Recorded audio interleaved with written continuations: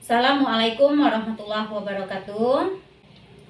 Silakan ketua kelas siapkan dan pimpin doa. Sebelum kita mulai pelajaran, siapa yang tidak hadir?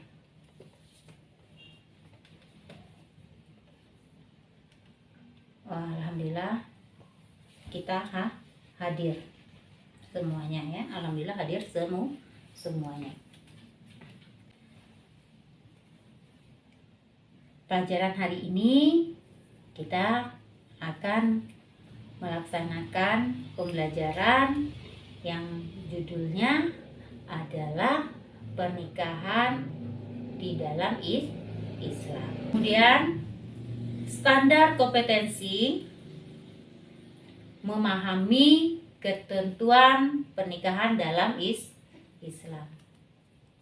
Kemudian adapun kompetensi dasarnya 3.6 itu menganalisis dan mengevaluasi ketentuan pernikahan dalam Islam.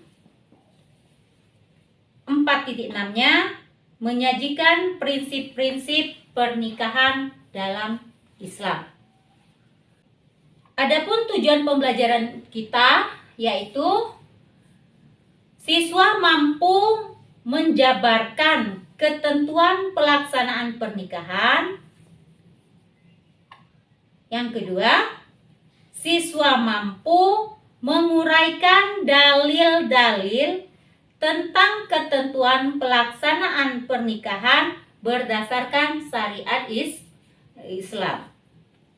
Yang ketiga, siswa mampu menyajikan prinsip-prinsip pernikahan. Ketentuan pernikahan dalam Islam. Ada yang tahu ketentuan pernikahan dalam Islam? Pernikahan pada umumnya sunatullah ya, berlaku untuk siapa? Untuk seluruh makhluk ciptaan Allah. Sesuai dengan firman Allah dalam surat Az-Zariyat ayat 49 yang berbunyi, A'udzu billahi minasyaitonir rajim. Bismillahirrahmanirrahim. Wa min kulli syai'in khalaqna zawjaini la'allakum tazakkarun. Shadaqallahul azim.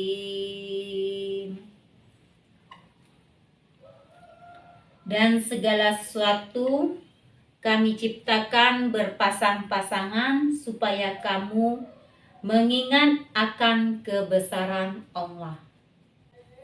Arti pernikahan atau nikah berasal dari bahasa Arab ya, berasal dari bahasa Arab yaitu an-nikah. Secara denotatif, kata an-nikah digunakan untuk merujuk makna akad. Sedangkan secara konotatif bermakna hubungan intim.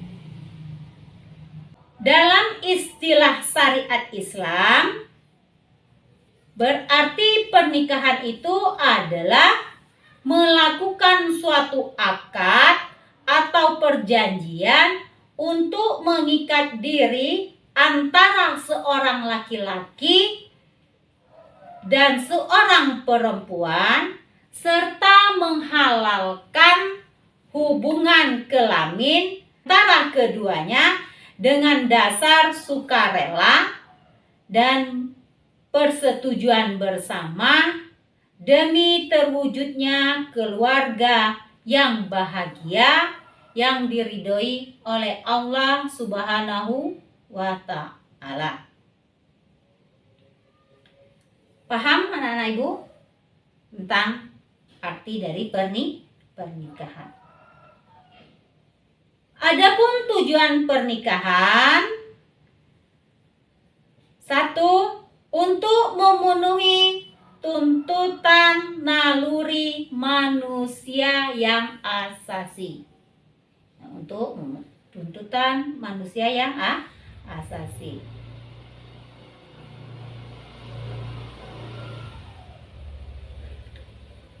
Yang kedua, untuk mendapat ketenangan hidup.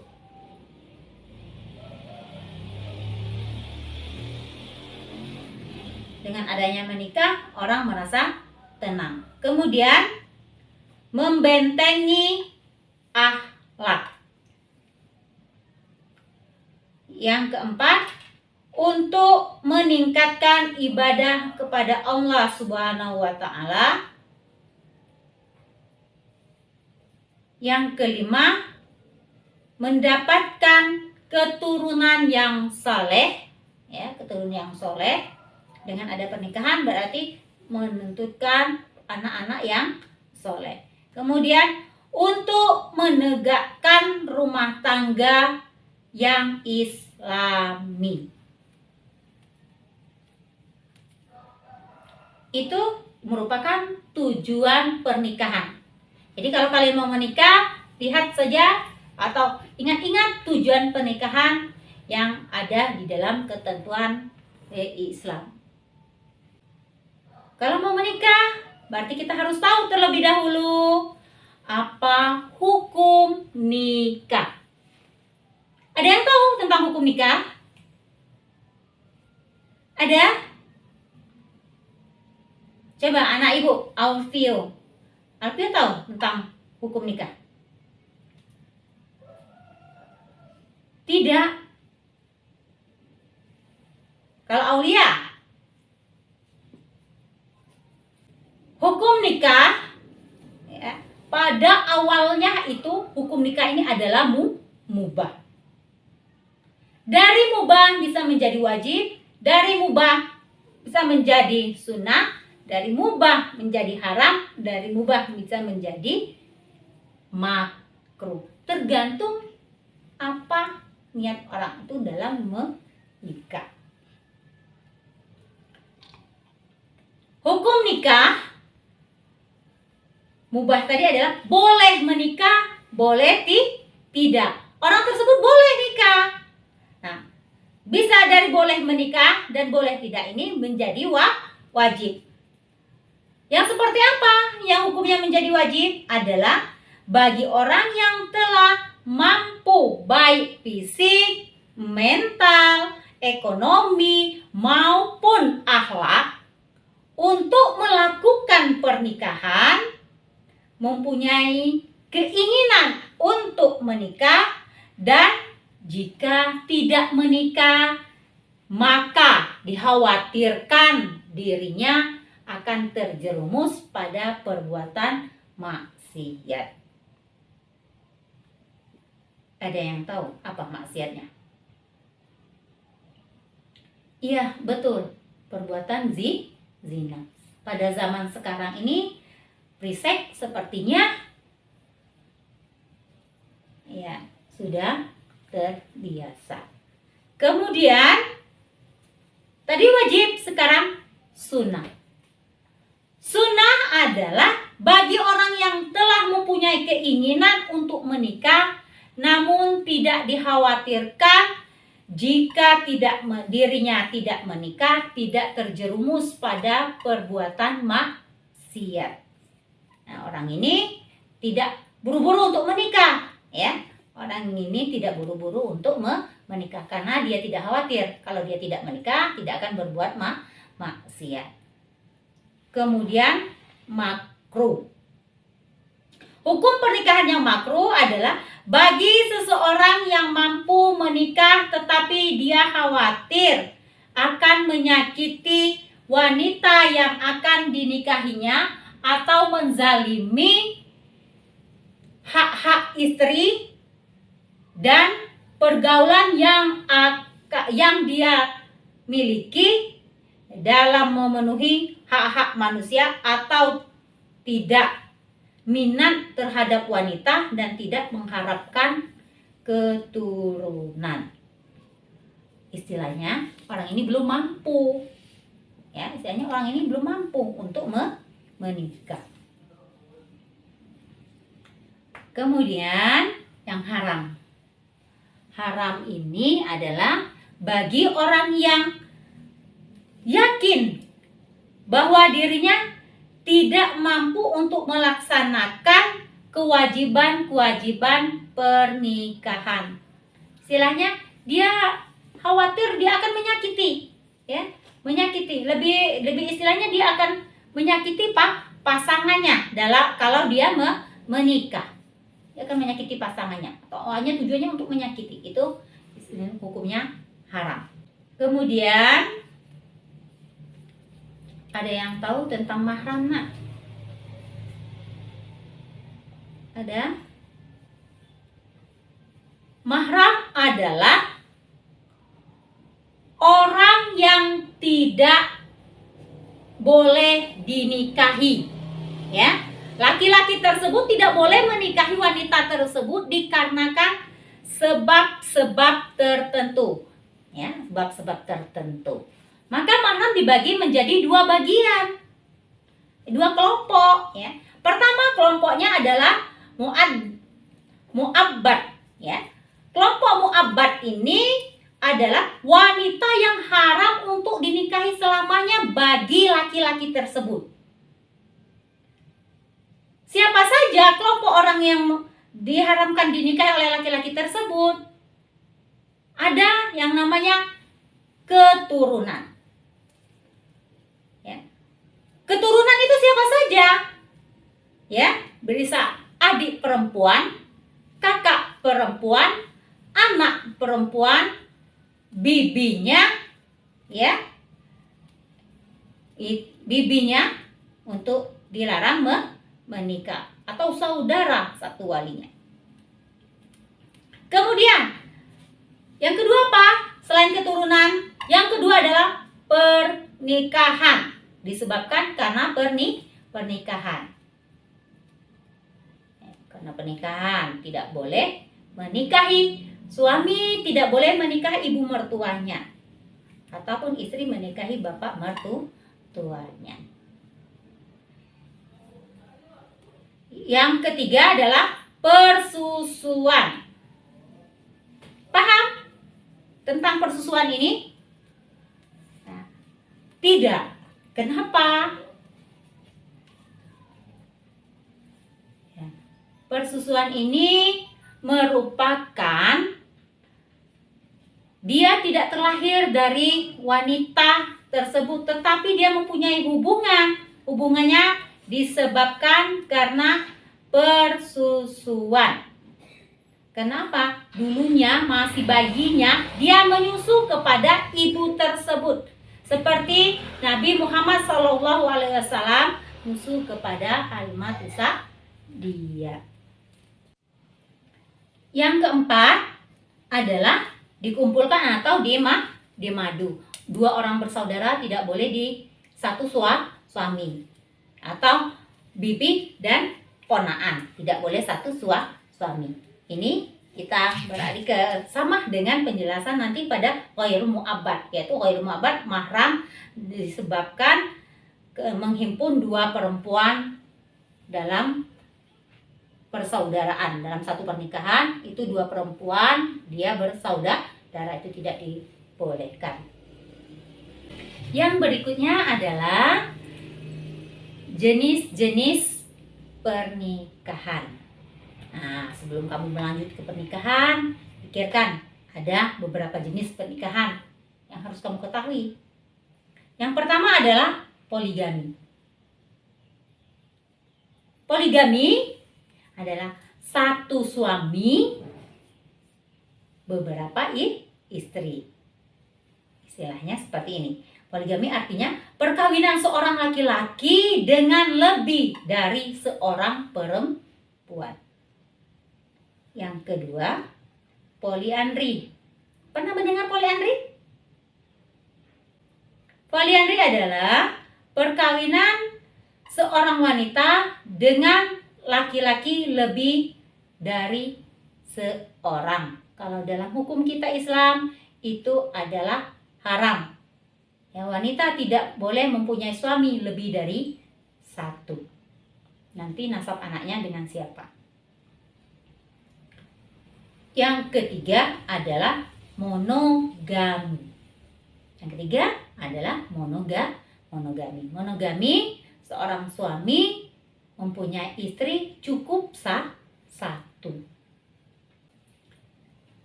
Dalil-dalil tentang pernikahan menurut syariat Islam. Keenam dalil atau ketujuh dan sebagainya. Ini ada menyangkut pada pernikahan yang seperti mana yang diinginkan. Tetapi ada dalilnya di dalam Al-Quran maupun hadis.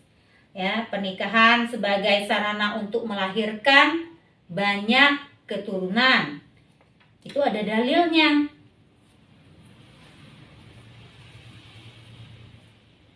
Ada dalilnya. Pernikahan sebagai sarana keturunan ada dalilnya. Kemudian dengan pernikahan Allah memberikan kemampuan, ya, dan seterusnya. Pernikahan sebagai sarana untuk melahirkan keturunan, ini dalilnya Al-Quran surat An-Nisa ayat 1. Ya, surat An-Nisa ayat 1 yang artinya, hai sekalian manusia, bertakwalah kepada Tuhanmu yang telah menciptakan kamu dari diri yang satu, dan daripada Allah menciptakan istrinya. Daripadanya Allah menciptakan istrinya, dan daripada keduanya Allah memperkembangkan memperkembangbiakan laki-laki dan perempuan yang banyak. Dan bertakwalah kepada Allah yang dengan mempergunakan namanya kamu saling meminta satu sama lain, dan peliharalah hubungan silaturahmi. Sesungguhnya Allah selalu menjaga dan mengawasi kamu. Ya, kita diawasi oleh Allah. Kemudian dalil berikutnya itu surat An-Nur ayat 2. Surat An-Nur ayat 2 ini menjelaskan tentang pernikahan, ya, tentang Allah memberikan kemampuan kepada manusia di dalam pernikahan. Yang ketiga, ya, dalilnya yaitu surat An-Nahl ayat 72. Ya, surat An-Nahl ayat 72 ini masih tentang pernikahan. Pernikahan sebagai sarana untuk melahirkan keturunan dan membuka pintu rezeki. Kan? Kalau kalian ditanya, ada dalilnya kah pernikahan tentang sebagai sarana dan untuk membuka ke pintu rezeki? Ada pada surat An-Nahl ayat 72. Kemudian yang keempat, pernikahan dapat melahirkan ketentraman bagi yang menikah dan kasih sayang secara sempurna. Ini terdapat pada surat Ar-Rum, dijelaskan di surat Ar-Rum ayat 21.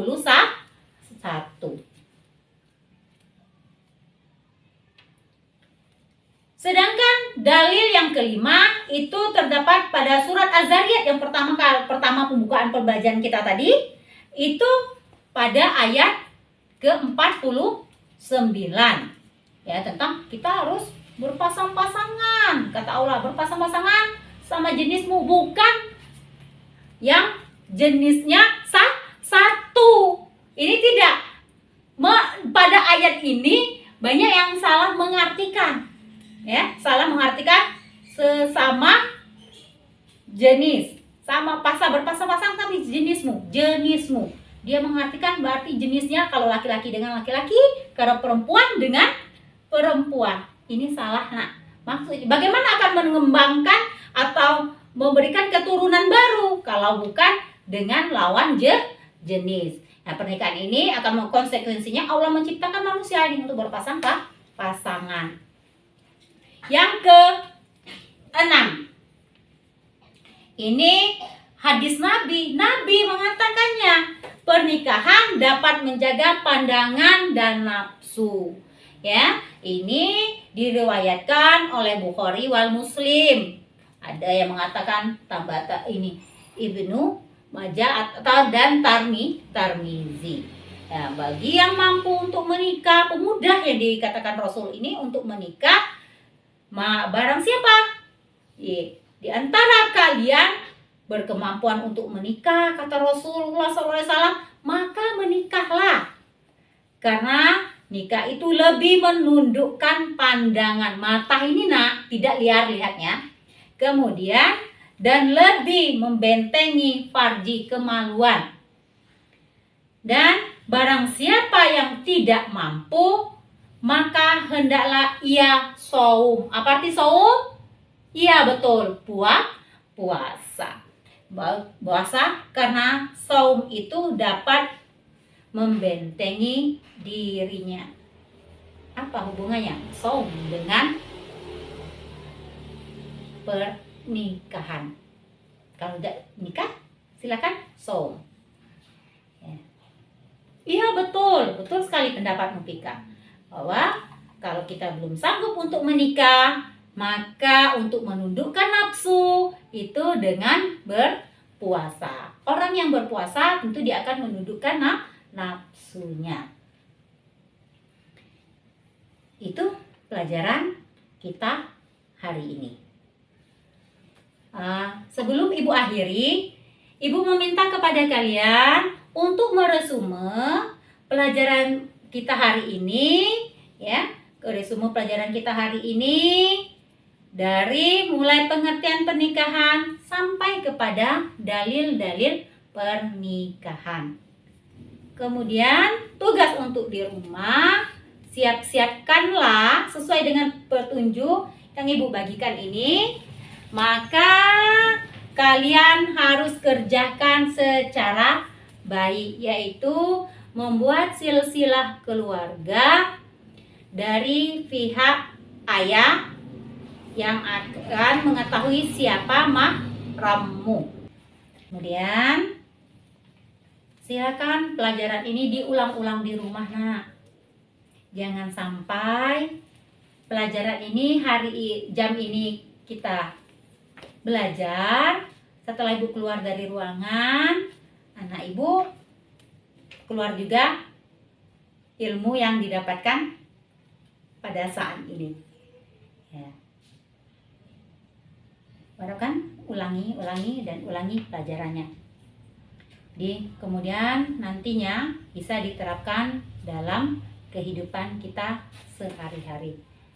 Ibu akhiri, wassalamualaikum warahmatullahi wabarakatuh.